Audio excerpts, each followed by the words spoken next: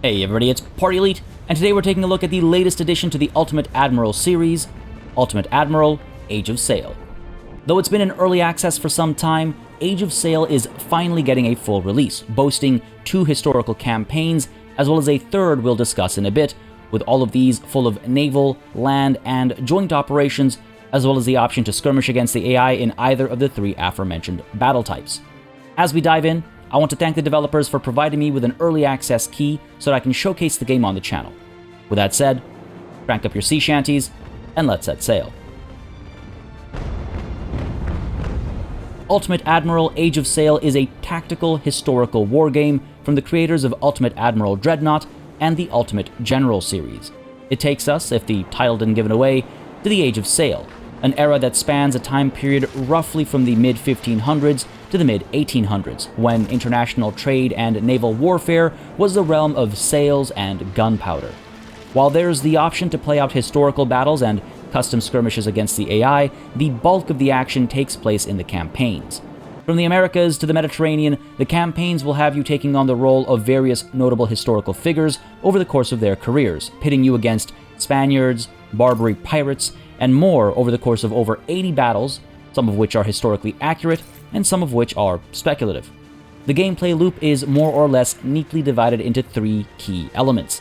The campaign map is where you send ships off to do side missions and choose which order to take on main missions within each turn. The battles themselves, whether at sea, on land, or a mixture of the two, are where you'll spend the most of your time tackling a variety of objectives. Anything that is lost, captured, or otherwise affected in battle will be reflected on the campaign map, in particular with regards to the third key element, management.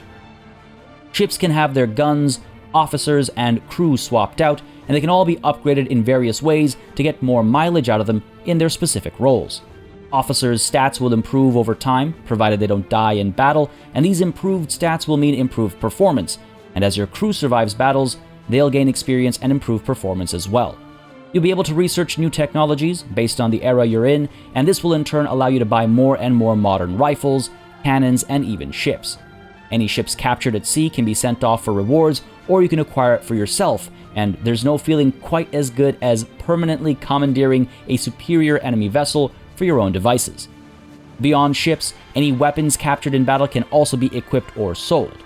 Management can be a very involved process as you compare the different ship roles, how they best maneuver, how many guns they can have and of what kind, managing ranges, reload times, and damage output, while also taking into consideration the weight and the crew needed to efficiently run the ship in question. Crafting your perfect fighting force can be quite fun, and experimenting with different gun types and ship classes is a big part of the fun factor, in my opinion. I'll be honest, this isn't my favorite historical time period as far as battles are concerned, but the naval warfare of this era specifically is among my favorite things, so I'm quite enamored by the opportunity to explore all of these options. I've had extremely fast ships that are useless from range but devastating up close, and I've had slow ships that are best from a distance. I've had ships that are built specifically to take a beating on the line, and I've had ships that couldn't shoot the side of a barn, but they were damn good at boarding and capturing enemy ships mid-battle. Land battles are a relatively simpler affair, with a variety of rifles available, with and without bayonets, and a variety of unit types available for different battlefield roles. These land troops will also rely on officers to bolster their abilities and prevent easy retreats, and they will also benefit from experience gained over time, and upgrades acquired through said experience, or through technology. All in all, managing and equipping your force is a very enjoyable experience, especially if you're a fan of the type of combat this era has to offer. Chances are, if you're looking at this game, you are. The campaign map portion of things is relatively simple. Think of it more as a vessel to take you from engagement to engagement. From time to time, you'll get side missions that you can send some of your ships off to, and you'll receive updates that reflect your actions. There really isn't too much to do here. I would love to have seen more in this layer. Engagements are all static and preset, and while that's okay in that it lets you experiment in other ways, I wish the campaign map itself was alive. Choosing where to engage at a grander scale would make for some potentially interesting moments, and there being a greater living, breathing world beyond your objectives, main and side, would give the map more of a purpose. It is nice to see that failure is an option, and your career goes on even if you are defeated in a mission, but it would be nice to have a bit more flexibility. not simply having to do a mission because the next mission is what it is, but because it's what makes sense for the greater objective in your mind as the player. But I digress. This was clearly not the vision the developers had for the game, and so it's fine. But that's just it. The campaign map is just fine. Every once in a while, you'll get an event or a choice of what kind of mission to pursue, and things scale up and get harder or more intense over time, as you might expect, and each individual mission as well will also have slight difficulty scaling at the cost of the benefits and the rewards that you reap. Everything that happens on the screen, though, could be represented in other ways, so the map aspect of things feels a little underutilized where it could have been a bit more engaging. Literally, these missions and notices could come to you as missives on your, mahogany desk or something. There's no reason for the map per se outside of context, and again, like I said, while that's fine, it feels like a bit of a missed opportunity. It just could have been a bit more engaging. But on the topic of engaging, let's talk about what happens when you engage the enemy in one of these missions. Battles, like the waters themselves, can often have a bit of an ebb and flow. This is particularly true for land battles, but more on those in a bit. The developers have clearly spent the appropriate amount of time developing the wind and sail physics, because there's a lot going on, and most of it makes sense right away, while a few things take a bit of time to master. A perfect balance.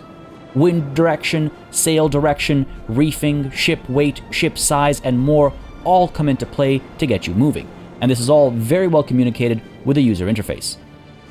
Winds can change directions, suddenly changing the circumstances of the battlefield, and a swell can change the angle of your guns, reducing or increasing your ranges, or potentially tipping your ship right over if the conditions are right, or perhaps wrong.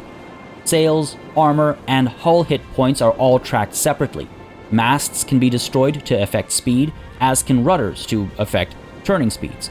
Ship pumps and powder stores can be destroyed to increase the likelihood of sinking and trigger gunpowder explosions, respectively. Guns can get destroyed, and the crew will likely get whittled down as well, impacting the efficient running of a ship as well as its survivability should it get boarded. Assigned officers might get wounded or die, and a ship's morale might break mid-battle. There are all sorts of moving parts, and though the game certainly leaves a few unanswered questions from time to time, the overall experience is fantastic. Ships with different roles have their place, though sometimes it feels like durability reigns supreme. It doesn't matter if you have the faster, lighter ship if the only place it goes fast is the bottom of the ocean. Go too far to the extreme on the other side, and you'll find yourself eating broadsides without ever delivering one of your own. On the topic of which, when the guns all fire, the thunderous cacophony of cannon fire is just absolutely beautiful to the ear, and there's no feeling quite like getting a solid broadside, especially considering how often your shots will miss. Actually, that feeling might be second to successfully boarding and capturing an enemy ship mid-battle, and then not only using it to help win, but holding on to it for future battles as well. Now, as great as a job the developers did in making wind directions and sailing an easy thing to navigate, there are times where I wish a tooltip or two were added for a quicker read on what was going on as far as damage is concerned. I don't think these icons were ever really explained. Like, I understand that they are telling me what kind of damage I'm inflicting on the enemy ship, but I can guess what they mean individually. I would rather know what they mean very clearly. Occasionally, an icon will appear above a ship to represent some kind of trouble it's having, though sometimes, again, I have no clue what it means. At times, the icon lines up with an icon I've seen elsewhere, but at other times, I'm just looking at a shape trying to guess how I can take advantage of the situation. Words will pop up from time to time suggesting a kind of shock or another, but how does that actually impact stats? How can I take advantage of the situation? I'm just never really sure.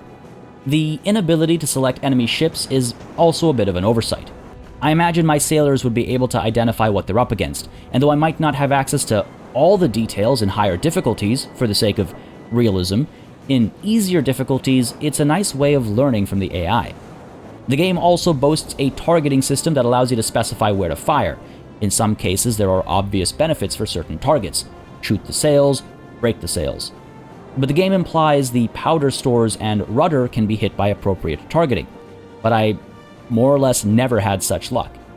Could have just been my bad luck, but there didn't seem to be any immediate feedback from the game that my targeting was actually making a difference. I'd much rather be able to choose where to fire much like I'm able to choose the type of ammunition I'm using. So, click a button to target powder store or sails or the rudder. The first-person targeting just feels rather gimmicky instead, like another thing to say you can do in the game, but again, that feedback doesn't quite exist, and so it doesn't feel like I'm actually making a difference, whereas if I had just clicked a button to target a subsystem, so to speak, I would at least feel a bit more assured that I have targeted the right spot and my likelihood of hitting the, let's say, powder stores is higher, rather than, oh, maybe I'm targeting the wrong spot. Should I go in and micromanage exactly where this red dot goes? Not the biggest fan of it. Love the idea. The execution could use some work. Again, these are all points of criticism that can largely be fixed through some patches, to be honest, and they aren't the type of thing to ruin the overall experience, but, of course, I'd be remiss not to mention them. All in all, though, naval battles are a chaotic affair, and in that chaos, there's a lot of fun to be had. Land battles, by comparison, are a significantly drier affair. Soldiers are ordered to march around, rifles in hand, or artillery pieces in tow, and you'll want to keep an eye on their supply of ammunition, their morale, and their overall unit size as an engagement goes on. You'll be forming lines and firing at the enemy, trying to take advantage of flanking opportunities when possible, and from time to time, you'll order a charge into melee. Then things will go quiet as your soldiers slowly march to the next area. The maps are quite large, and outside of where you get ambushed or are planning one yourself, you might find yourself fast-forwarding time more often than not. There are some interesting moments for sure.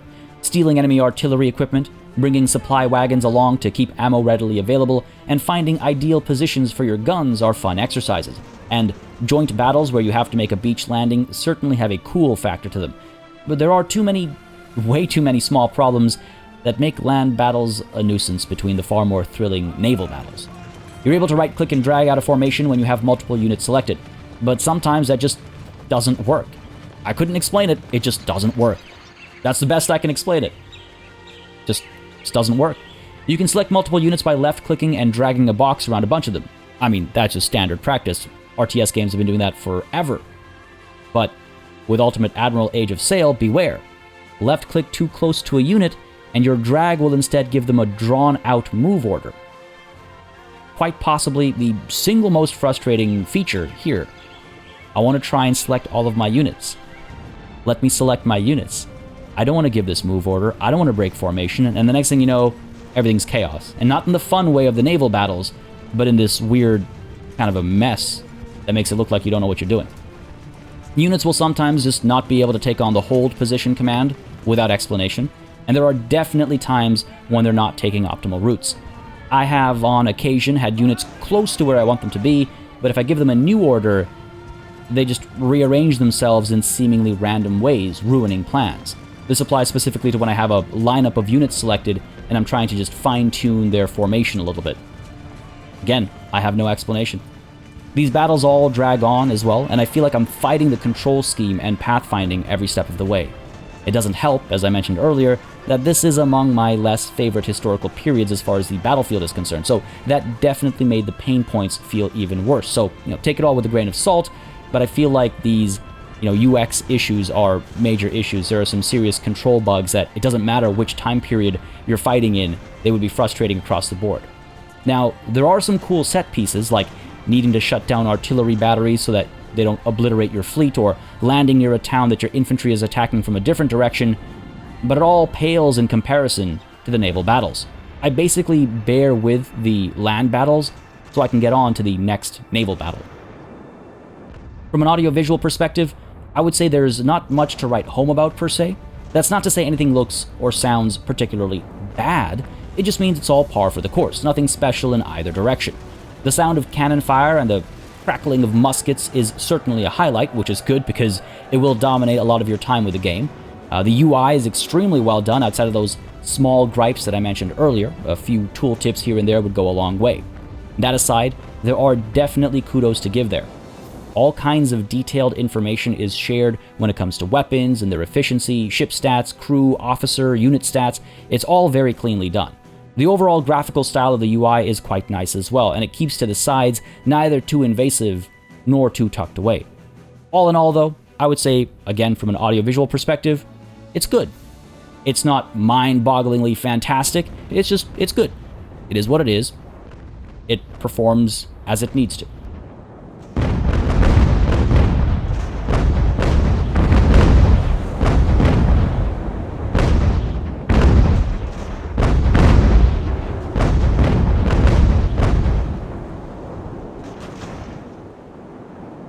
Ultimate Admiral Age of Sail has a certain addictive quality to it.